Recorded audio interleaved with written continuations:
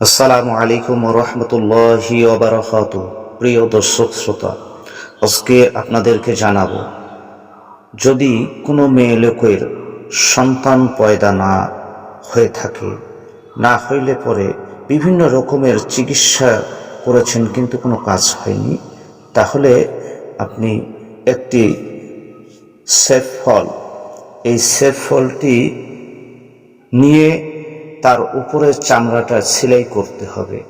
চাকু দিয়ে চামড়া সেলাই করে উহার উপরে একটু পরে যে দোয়াটি বলবো, সেই দোয়াটি, সেই এসএম মোবারকটি 7 বার লিখে সেই সেফ ফলটি ওই মেয়ে লোককে খালি পেটে খাওয়াবে যার সন্তান হচ্ছে না। যদি এই আমলটি 3 দিন পর পর করতে পারেন, ইনশাআল্লাহ আল্লাহ পাকের রহমতে সে গর্ভবতী হবে। সেই দোয়াটি হলো, ইয়া মুবদিউ, ইয়া মুবদিউ।